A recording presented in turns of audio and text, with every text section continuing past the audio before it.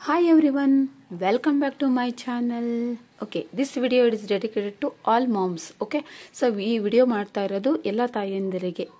Okay, so last ವಿಡಿಯೋದಲ್ಲಿ ಏನು ಹೇಳಿದೆ, LKG syllabus based on the CBSE, ICS and state ಕೂಡ ಸ್ವಲ್ಪ ಇದರಲ್ಲಿ ಸ್ಟೇಟ್ ಸ್ವಲ್ಪ ಸಿಲೆಬಸ್ ಒಂಚೂರು ಕಡಿಮೆ ಆಗುತ್ತೆ, ಸ್ವಲ್ಪ ಕಾನ್ಸೆಪ್ಟ್ಗಳು ಹೋಗ್ತಾವಷ್ಟೇ, ಒಂದೆರಡು ಮೂರು ಕಾನ್ಸೆಪ್ಟ್ ಅಷ್ಟೇ, ಇನ್ನೆಲ್ಲ ಸೇಮ್ ಇರುತ್ತೆ. ಓಕೆ, ಸೊ ಈ ಕೆಲವೊಂದು ಮಕ್ಕಳು LKG ಏನು ಕಲಿಬೇಕು ಅನ್ನೋದು ಸೊ ಮನೇಲಿರುವಂಥ ತಾಯಂದ್ರಿಗೆ ಗೊತ್ತಾಗಲ್ಲ. ಓಕೆ, ಅದು ಟೀಚರ್ಸಿಗೆ ಬಿಟ್ಟಿರೋದು, ಟೀಚರ್ಸ್ ಹೇಳ್ಕೊಡ್ತಾರೆ ಬಿಡು ಅಂತ ಹೇಳ್ತಿರ್ತೀವಿ. ಟೀಚರ್ಸ್ ಮ್ಯಾಕ್ಸಿಮಮ್ ಹೇಳ್ಕೊಡ್ತಾರೆ. ಸೊ ಅದ್ರ ಜೊತೆಗೆ ನಮಗೂ ಗೊತ್ತಿರಬೇಕು LKG ಮಕ್ಕಳಿಗೆ ಏನು ಹೇಳ್ಕೊಡ್ಬೇಕು, ಬೇಸಿಕ್ ಏನು ಬರಬೇಕು. ನಾವು LKG ಇದ್ದಾಗಲೇ ನಮ್ಗೆ ಅವ್ರ ಮಕ್ಕಳಿಗೆ ಏನೇನು ಬೇಕೋ ಎಲ್ಲ ಹೇಳ್ಕೊಡೋದ್ರಿಂದ ನಾವು ಸಿಲೆಬಸ್ಸಲ್ಲಿರೋದು 100% ಹೇಳ್ಕೊಡ್ದೇನೆ ಇದ್ರೂ ಆ ಕಾನ್ಸೆಪ್ಟನ್ನು ಅಟ್ಲೀಸ್ಟ್ ಇಂಟ್ರೊಡ್ಯೂಸ್ ಮಾಡಿ ಅದಕ್ಕೆ ಈಸಿದ್ದು ಒಂದೆರಡು ಕಾನ್ಸೆಪ್ಟ್ ಅರ್ಥ ಆಯಿತು ಅಂದರೆ ಮಕ್ಳು UKG ಫಸ್ಟ್ ಸ್ಟ್ಯಾಂಡರ್ಡ್ ಬರೋದ್ರೊಳಗೆ ಬೇಸಿಕ್ ಅನ್ನ ಕರೆಕ್ಟಾಗಿ ಕಲಿತಾ ಬರ್ತವೆ. ಸೊ ನಾವು ಒಂದೇ ಸಲಿಗೆ LKG UKG ಫಸ್ಟ್ ಸ್ಟ್ಯಾಂಡರ್ಡ್ ಎಲ್ಲ ಬಿಟ್ಟು ಸೆಕೆಂಡು ಥರ್ಡ್ ಸ್ಟ್ಯಾಂಡರ್ಡ್ಗೆಲ್ಲ ಹೋದಾಗ ಅವನಿಗೆ ಅಕ್ಷರಗಳನ್ನು ಗುರುತಿಸ್ತಾಕ್ ಬರ್ತಾ ಇಲ್ಲ, ಲೆಟರ್ಸ್ಗಳನ್ನು ಐಡೆಂಟಿಫೈ ಮಾಡ್ತಿಲ್ಲ, ಲೆಟರ್ಸ್ ಹೇಳಿದ್ರೆ ಬರೀತಾ ಇಲ್ಲ ಇಂಗ್ಲೀಷಲ್ಲಿ ಅಥವಾ ಕನ್ನಡದಲ್ಲಿ. ಸೊ ಮ್ಯಾಥ್ಸಲ್ಲಿ ಅಂಕಿ ಹೇಳಿದ್ರೆ ಇಂಗ್ಲೀಷಲ್ಲೂ ಹೇಳಲ್ಲ, ನಡುವೆ ಅಂಕಿ ಹೇಳಿದ್ರೆ ನಂಬರ್ಸ್ ಬರೀ 20 ಬರೀ 25 ಬರೀ ಅಂದರೆ ಬರೆಯಲ್ಲ ಅಂತ ಈ ಪ್ರಾಬ್ಲಮ್ ಸ್ಟಾರ್ಟ್ ಆಗುತ್ತೆ. ಯಾವಾಗ ಅಂದಾಗ ಆಫ್ಟರ್ ಸೆಕೆಂಡ್ ಥರ್ಡ್ ಫೋರ್ತ್ ಸ್ಟ್ಯಾಂಡರ್ಡಿಗೆ ಬಂದಾಗ. ಓಕೆ, ಸೊ ಅದನ್ನ ನಾವು ನಿಲ್ಲಿಸ್ಬೇಕು, ಅದನ್ನ ಆ ಥರ ಆಗಬಾರ್ದು ಅಂದರೆ ನಾವು LKG ಒಳಗೆ ಮಕ್ಳಿಗೆ ಏನು ಬೇಕು ಅನ್ನೋದು ಟೀಚರ್ಸಿಗೆ ಎಷ್ಟು ಗೊತ್ತಿರುತ್ತೋ, ಸೊ ಏನು ಕಲಿಸ್ಬೇಕು ಅಂತ ಅವ್ರು ಕಲಿಸುತ್ತಾರಲ್ಲ ಅದನ್ನ ಕಲಿಸಿರೋದನ್ನೇ ನಾವು ಮನೇಲಿ ಮಕ್ಕಳಿಗೆ ಅದನ್ನ ನಾವು ಕೂಡ ಮನೇಲಿ ಎಫರ್ಟ್ ಹಾಕಿದ್ರೆ ಮಾತ್ರ ಮಕ್ಕಳು ಕಂಪ್ಲೀಟಾಗಿ ಕಲಿತಾರೆ ಅನ್ನೋದು ಸೊ ನನ್ನ ಅನುಭವದ ಮಾತುಗಳು. ಓಕೆ, ಸೊ ಲಾಸ್ಟ್ ಕ್ಲಾಸಲ್ಲಿ LKG ಒಳಗೆ ಇಂಗ್ಲಿಷ್ ಸಿಲೆಬಸ್ ಅನ್ನ ನೋಡಿದ್ವಿ. ಈಗ ಮ್ಯಾಥ್ಸ್ ಸಿಲೆಬಸ್ LKGಗೆ ಏನೇನು ಹೇಳ್ಕೊಡು, 1 ಇಯರಲ್ಲಿ ಮಕ್ಳು ಏನೇನು ಕಲಿಬೇಕು ಅಂತ. Okay, so first number count LKG ಒಳಗೆ ನಾವು 1 to 50 ವರೆಗೆ ಮಾತ್ರ ಹೇಳ್ಕೊಡ್ತೀವಿ. ಯಾಕಂದ್ರೆ ತುಂಬಾ ಹೇಳ್ಕೊಟ್ರೆ ಹೆವಿ ಆಗುತ್ತೆ ಅವರಿಗೆ ಅಂತ 1 to 50 ಒಳಗೆ ಹೇಳೋಕ್ಕೂ ಬರಬೇಕು ಓರಲ್ ಆಗಿ, ಅಂಡ್ ರೈಟಿಂಗು ಕೂಡ ಬರಬೇಕು ಫಸ್ಟ್. ಸೆಕೆಂಡ್ ಬ್ಯಾಕ್ವರ್ಡ್ ಕೌಂಟಿಂಗ್ ಅಂದ್ರೆ ಬ್ಯಾಕ್ವರ್ಡ್ ಹೇಳ್ಕೊಡ್ಬೇಕು ಮಕ್ಕಳಿಗೆ. ಬರೀ ಫಾರ್ವರ್ಡ್ ಹೇಳ್ಕೊಟ್ವಿ ಅಂದ್ರೆ ನೆಕ್ಸ್ಟ್ ಉಲ್ಟಾ ಹೇಳಕ್ ಬರೋದೇ ಇಲ್ಲ ಅಂದಾಗ ಮಕ್ಕಳು ಬೇಗ ಐಡೆಂಟಿಫೈ ಮಾಡಕ್ ಬರಲ್ಲ. ಸೊ ಇದನ್ನೇ ಹೇಳ್ಕೊಡ್ಬೇಕು. ಸೊ ಕಲಿಯೋಂಥ ಮಕ್ಕಳು ಮ್ಯಾಕ್ಸಿಮಮ್ ಕಲಿತವು. ಸೊ ಕಲಿದೇ ಇರುವಂತ ಮಕ್ಕಳು ಅದ್ರ ಬಗ್ಗೆ ಅಟ್ಲೀಸ್ಟ್ ಐಡಿಯಾ ತಗೊಂತು ಮತ್ತೆ UKG ಅಲ್ಲಿ ಕಲಿಬಹುದು. ಓಕೆ, ಸೊ ಇದರಲ್ಲೇ ಮ್ಯಾಕ್ಸಿಮಮ್ ಕಲಿಸ್ಬೇಕು. ಸೊ ಕೆಲವೊಂದು ಮಕ್ಕಳು ಫಾಸ್ಟ್ ಆಗಿ ಕಲಿತಾರೆ, ಕೆಲವೊಂದು ಮಕ್ಕಳು ಸ್ಲೋ ಕಲಿತಾರೆ. ಸೊ ಮನೆಯಲ್ಲೂ ನಾವು ಹೇಳ್ಕೊಡೋದ್ರಿಂದ ಎಲ್ಲ ಮಕ್ಕಳು ಕಲಿತಾರೆ. Okay, so oral and writing ಅದು ಕೂಡ ನೆಕ್ಸ್ಟ್ ಓರಲ್ಲೂ ಬರಬೇಕು, ರೈಟಿಂಗು ಬರಬೇಕು. Numbers name, so numbers name ಅಂದ್ರೆ ONE1 TWO2, ಸೊ ಅದು 1 to 10 ವರೆಗೂ ಬರಬೇಕು LKG ಒಳಗೆ. ಅಟ್ಲೀಸ್ಟ್ 5 ವರೆಗಾದ್ರೂ ಕಲಿತ್ರು okay. Okay, so next after numbers, after ಅಂದ್ರೆ ಈ ನಂಬರ್ ಆಗಿ ಮೇಲೆ ನೆಕ್ಸ್ಟ್ ಯಾವ್ದು ಬರುತ್ತೆ ಆಫ್ಟರ್ ನಂಬರ್ಸ್ ಹೇಳ್ಕೊಡ್ಬೇಕು. ಈಗ ಫಾರ್ ಎಕ್ಸಾಂಪಲ್ 17 ಆಗಿ ಮೇಲೆ ಏನ್ ಬರುತ್ತೆ, 24 ಆಗಿ ಮೇಲೆ ಏನ್ ಬರುತ್ತೆ, ಈ ತರ. ಓಕೆ, ಸೊ ಆಫ್ಟರ್ ನಂಬರ್ ಅನ್ನು ಕೂಡ ನಾವೇನ್ ಹೇಳ್ಕೊಡ್ಬೇಕು.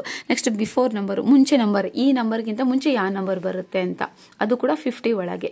ಸೊ 10ಗಿಂತ ಬಿಫೋರ್ ಯಾವ್ದು ಬರುತ್ತೆ, 27ಗಿಂತ ಬಿಫೋರ್ ಯಾವ್ದು ಬರುತ್ತೆ ಅಂತ ಹೇಳ್ಕೊಡ್ಬೇಕು. ಬಿಟ್ವೀನ್ ನಂಬರ್ಸ್ ಅಂದ್ರೆ 2 ನಂಬರ್ಸ್ ನಡುವೆ ಯಾವ್ದು ಬರುತ್ತೆ, ಈಗ 11 ಆಗಿ ಮೇಲೆ ನೆಕ್ಸ್ಟ್ ಯಾವ್ದು ಬರುತ್ತೆ 12, ಆಮೇಲೆ 13 ಬರುತ್ತೆ, ಇಲ್ಲಿ 25 ಮೇಲೆ 26 27 ಎಲ್ಲ ಇವು ವಿತಿನ್ 50 ಒಳಗೆ ಪರ್ಫೆಕ್ಟ್ ಆಗಿ ಮಾಡಿಸ್ಬೇಕು. ಅವ್ರು ವಿತಿನ್ 50 ಒಳಗೆ ಪರ್ಫೆಕ್ಟ್ ಆಯ್ತು ಅಂದ್ರೆ UKG ಒಳಗೆ ಆಮೇಲೆ 100 ಒಳಗೂ ಕೂಡ ಅವರು ಕವರ್ ಮಾಡಿ. ಇದು ಕಾನ್ಸೆಪ್ಟ್ ಕ್ಲಿಯರ್ ಇತ್ತಂದ್ರೆ ನೆಕ್ಸ್ಟ್ UKG ಒಳಗೆ ಕಾನ್ಸೆಪ್ಟ್ ಕ್ಲಿಯರ್ ಇದ್ರೆ ಬೇಗ ಕಲಿತಾರೆ. Okay, so missing numbers 1 to 50. So ಇಲ್ಲಿ ಒಂದು ನಂಬರ್ ಕೊಡಬೇಕು, ನೆಕ್ಸ್ಟ್ ಗ್ಯಾಪ್ ಕೊಡಬೇಕು, ಇಲ್ಲಿ ಗ್ಯಾಪ್ ಇದೆ, ಆಮೇಲೆ ನೆಕ್ಸ್ಟ್ ನಂಬರ್. ಅಂದ್ರೆ ಇಲ್ಲಿ ಹಾಕಿ ಮೇಲೆ ನೆಕ್ಸ್ಟ್ ಯಾವ ನಂಬರ್ ಬರಬೇಕು, ಇಲ್ಲಿ ಫಿಲ್ ಮಾಡಿಲ್ಲ, ಅದನ್ನ ಫಿಲ್ ಮಾಡಕ್ಕೆ ಹೇಳ್ಬೇಕು, ಮಕ್ಕಳಿಗೆ ಮಾಡ್ತಾರೆ. ಓಕೆ, ಸೊ ನೆಕ್ಸ್ಟ್ ಏನ್ ಹೇಳ್ಕೊಡ್ಬೇಕಪ್ಪ ಅಂದ್ರೆ circle the small object. 2 object ಅನ್ನು ಕೊಟ್ಟು ಸ್ಮಾಲ್ ಆಬ್ಜೆಕ್ಟ್ ಯಾವ್ದು ಅಂತ ಸರ್ಕಲ್ ಮಾಡಿ ಅಂತ ಹೇಳ್ಬೇಕು. ಓಕೆ, ಈ ತರ ಸರ್ಕಲ್ ದಿ ಆಬ್ಜೆಕ್ಟ್ ಹೇಳ್ಕೊಡ್ಬೇಕು. So next circle the object ಆಗಿದ್ಮೇಲೆ ಸರ್ಕಲ್ ದ ಬಿಗ್ ಆಬ್ಜೆಕ್ಟ್. ಈಗ ಸ್ಮಾಲ್ ಆಬ್ಜೆಕ್ಟ್ ಹೇಳಿದ್ವಲ್ಲ, ಇದು ಸ್ಮಾಲ್ ಆಬ್ಜೆಕ್ಟ್ ಸರ್ಕಲ್ ಮಾಡಿದ್ವಿ. ನೆಕ್ಸ್ಟ್ ಬಿಗ್ ಆಬ್ಜೆಕ್ಟ್, ಸೊ ಇದು ಲೀಫ್ ಇದೆ, ಇದು big object. Next big to small ಇದನ್ನ ಹೇಳ್ಕೊಡ್ಬೇಕು. ಇದನ್ನು ಈಗಿಂದನೇ ಹೇಳ್ಕೊಟ್ರೆ ಮಕ್ಕಳು ascending order descending order concept ಅನ್ನ ಸ್ವಲ್ಪ ತಿಳ್ಕೊಂತೇವೆ. ಬಿಗ್ ಟು ಸ್ಮಾಲ್, ಬಿಗ್ ಯಾವುದು ದೊಡ್ಡದಿದೆ, ಅದಕ್ಕಿಂತ ಸ್ವಲ್ಪ ಚಿಕ್ಕದು, ಅದಕ್ಕಿಂತ ಸ್ವಲ್ಪ ಚಿಕ್ಕದು. ನೆಕ್ಸ್ಟ್ ಸ್ಮಾಲ್ ಟು ಬಿಗ್ ಅಂದ್ರೆ ಸ್ಮಾಲ್ ಇಂದ ಸ್ಮಾಲ್ ಚಿಕ್ಕದು, ಸ್ವಲ್ಪ ದೊಡ್ಡದು. Okay, count and write the numbers of object. Next ಏನ್ ಕೊಡ್ಬೇಕು, ಕೆಲವೊಂದು ಆಬ್ಜೆಕ್ಟ್ ಇಲ್ಲಿ ಬಾಕ್ಸ್ ಕೊಟ್ಟಿದ್ದೀನಿ, ಕೌಂಟ್ ಮಾಡಿ ಅದು ಎಷ್ಟಿದೆ ಅಂತ ರೈಟ್ ಡೌನ್ ಮಾಡಬೇಕು. 1 2 3 ಬರೀಬೇಕಿಲ್ಲಿ. Okay, so next 1 2 3 4 5 6. ಓಕೆ, ಇಲ್ಲಿ 6 ಬರೀಬೇಕು. ಅಂದ್ರೆ ಆಬ್ಜೆಕ್ಟ್ ಅನ್ನ ಕೌಂಟ್ ಮಾಡಿ ಅವೆಷ್ಟಿದೆ, how many object is there, you have to write here. Okay, ಇದು ಕೌಂಟಿಂಗ್ ಬಗ್ಸ್ ಅಂತ ಹೇಳಿ ಇದರಲ್ಲಿ ಪಿಕ್ಚರ್ಸ್ ಇದೆ. ಓಕೆ, ಬಗ್ಸಿನ ಪಿಕ್ಚರ್ಸ್ ಇದೆ, ಎಷ್ಟೆಷ್ಟು ಇದೆ ಅಂತ ಹೇಳಿ ಅದರಲ್ಲಿ ರೌಂಡ್ ಶೇಪಲ್ಲಿ ಇದೆಯಲ್ಲ ಅದರಲ್ಲಿ ಕಲರಿಂಗ್ ಮಾಡಬೇಕು. 3 ಇದ್ದರೆ 3 ಕಲರಿಂಗ್ ಮಾಡಬೇಕು, 2 ಇದ್ದರೆ 2 ಕಲರಿಂಗ್ ಮಾಡಬೇಕು. ಇದೊಂದು ವರ್ಕ್ಶೀಟ್, ಕೌಂಟ್ ಮಾಡಿ ಕಲರಿಂಗ್ ಮಾಡೋದು. Next ascending order and descending order. Okay, so ಹೇಳಿದ್ವಲ್ಲ ಸ್ಮಾಲೆಸ್ಟ್ ಬಿಗ್ಗೆಸ್ಟ್ ಸ್ಮಾಲೆಸ್ಟ್ ಇದೇ ಕಾನ್ಸೆಪ್ಟ್ ಮೇಲೆ ಬರುತ್ತೆ.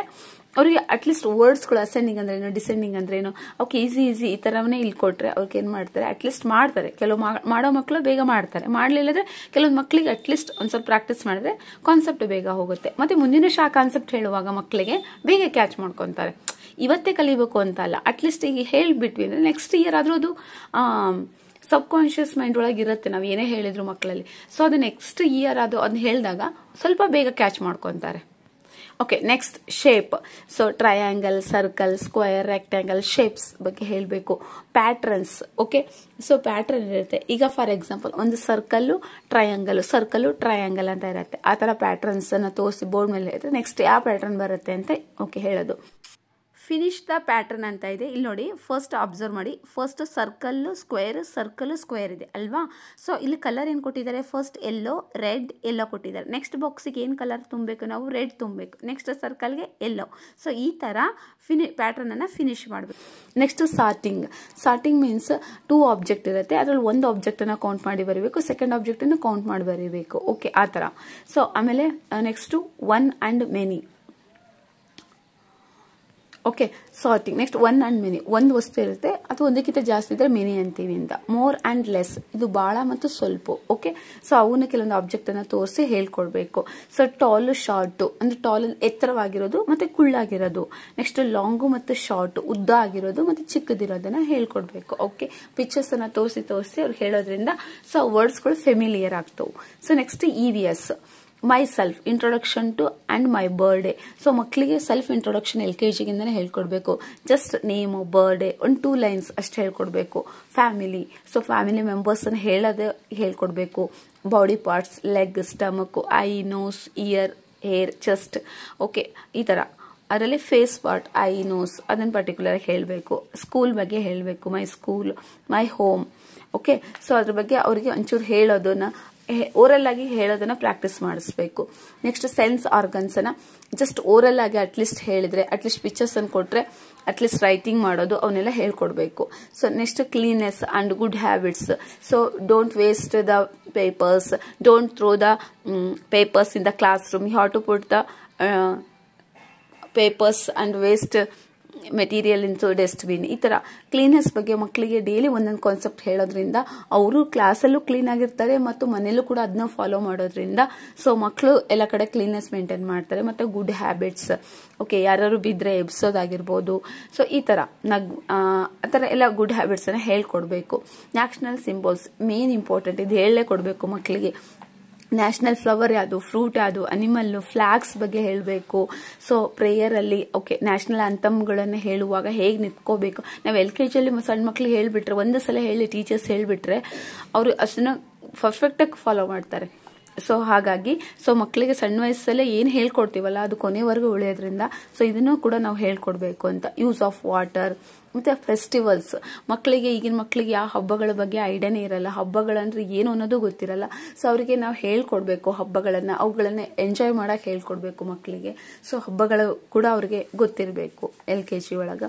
ಮತ್ತು ನೆಕ್ಸ್ಟ್ ಮ್ಯಾಜಿಕ್ ವರ್ಡ್ಸ್ ಅಂದರೆ ಮಕ್ಕಳಿಗೆ ಹೇಗೆ ರೆಸ್ಪೆಕ್ಟ್ ಕೊಡಬೇಕು, ಏನಾದರೂ ಇಸ್ಕೊಂಡ್ರೆ ಥ್ಯಾಂಕ್ ಯು ಹೇಳ್ಕೊಡೋದು, ಇಸ್ಕೊಳ್ಳುವಾಗ ಪ್ಲೀಸ್ ಅಂತ ಹೇಳೋದು, ಏನಾದರೂ ಗೊತ್ತಿಲ್ಲದೇನೋ ಗೊತ್ತಿದ್ದು ಮಿಸ್ಟೇಕ್ ಮಾಡಿದಾಗ ಸಾರಿ ಕೇಳೋದು, ಇದನ್ನು ಹೇಳ್ಕೊಡ್ಬೇಕು ಅವ್ರಿಗೆ. ಸೊ ಹೇಳ್ಕೊಡೋದ್ರಿಂದ ಮಕ್ಕಳ ನಡುವೆ ಬಾಂಡಿಂಗ್ ಚೆನ್ನಾಗಾಗುತ್ತೆ ಮತ್ತು ರೆಸ್ಪೆಕ್ಟ್ ಕೂಡ ಹೆಂಗೆ ಕೊಡಬೇಕು ಅನ್ನೋದು ಕಲಿತಾರೆ. ಓಕೆ, ನೆಕ್ಸ್ಟ್ ಜಿ ಕೆ ಒಳಗಿನ colours name. So already drawing ಒಳಗೆ ಕಲರ್ಸ್ ಬಂದಿರುತ್ತೆ, ಮತ್ತೊಂದ್ಸಲ ಹೇಳ್ಕೊಡ್ಬೇಕು. ಮತ್ತು fruits and vegetables name. Okay, so ಇವನ್ನೆಲ್ಲ ಹೇಳ್ಕೊಡ್ಬೇಕು. ಫ್ರೂಟ್ಸ್ ಅಂಡ್ ವೆಜಿಟೇಬಲ್ಸ್ ಸ್ವಲ್ಪನಾದರೂ ಕಲೀಲಿ ಹೇಳ್ಕೊಡ್ಬೇಕು.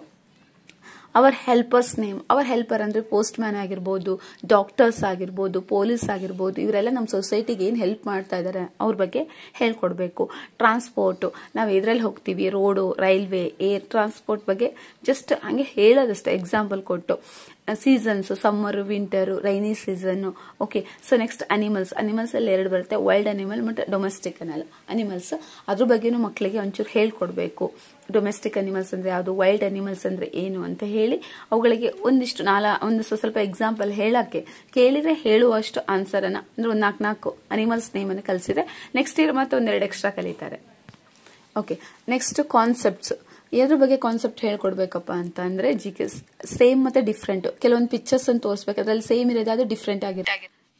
ಸೇಮ್ ಅಂಡ್ ಡಿಫ್ರೆಂಟ್ ಕಾನ್ಸೆಪ್ಟಿಗೆ ಇಲ್ಲಿ ಪಿಕ್ಚರ್ಸ್ ಅಲ್ಲಿ ನೋಡಿ ಎಲ್ಲ ಕ್ಯಾಪ್ ಇದೆ, ಲಾಸ್ಟ್ ಒನ್ ಡಿಫ್ರೆಂಟ್ ಆಗಿದೆ. ಈ ತರ ಆಬ್ಜೆಕ್ಟ್ ಅಲ್ಲಿ ಡಿಫ್ರೆಂಟ್ ಆಗಿರೋದನ್ನ ಐಡೆಂಟಿಫೈ ಮಾಡೋಕ್ಕೆ ಮಕ್ಕಳಿಗೆ ವರ್ಕ್ಶೀಟ್ ಕೊಡಬೇಕು. ಆಗಿರೋದು ರಫ್ ಅಂಡ್ ಸ್ಮೂತ್.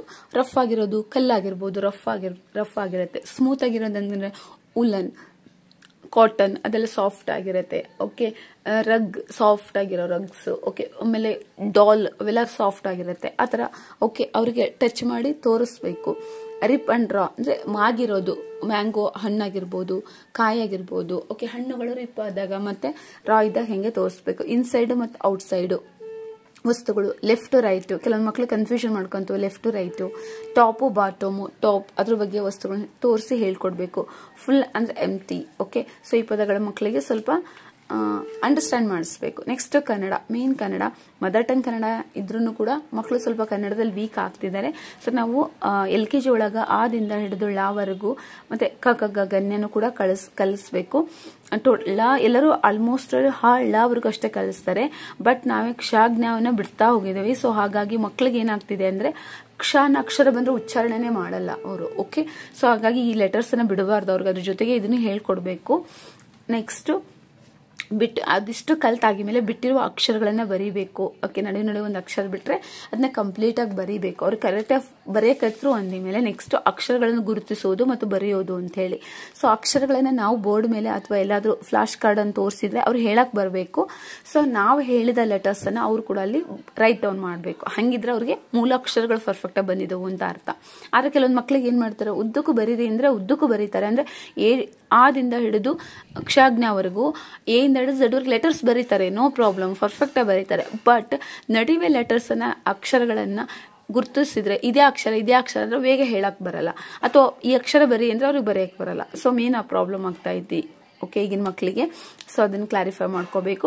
ಚಿತ್ರ ನೋಡಿ ವಸ್ತುಗಳನ್ನ ಹೇಳೋದು. ಕೆಲವೊಂದು ಪಿಕ್ಚರ್ಸ್ ಅನ್ನ ತೋರಿಸಿದ್ರೆ ಮರ ಅಥವಾ ನೆಕ್ಸ್ಟ್ ಹಸು, ಓಕೆ, ನೆಕ್ಸ್ಟ್ ಸರ, ಬಳೆ, ಓಕೆ, ನೆಕ್ಸ್ಟ್ ಹಡಗು. ಓಕೆ, ಈ ತರ ಪಿಕ್ಚರ್ಸ್ಗಳನ್ನು ತೋರಿಸಿ ಅವ್ರಿಗೆ ಕನ್ನಡವನ್ನ ಹೇಳ್ಕೊಡ್ಬೇಕು. ಮತ್ತೆ ಇದ್ರ ಜೊತೆಗೆ ಇನ್ನೇನಿತ್ತು ರಾಟ ಈಕ ಅಂತ ಏನು ಪದಗಳೇನಿರ್ತಾವಲ್ಲ, ಸೊ ಅವನ್ನ ಹೇಳ್ಕೊಡೋದ್ರಿಂದ ಸೊ ಕನ್ನಡ ಕಂಪ್ಲೀಟ್ ಆಗಿ ಅವ್ರು ಏನ್ ಮಾಡ್ತಾರೆ, ಕಲಿತಾರೆ.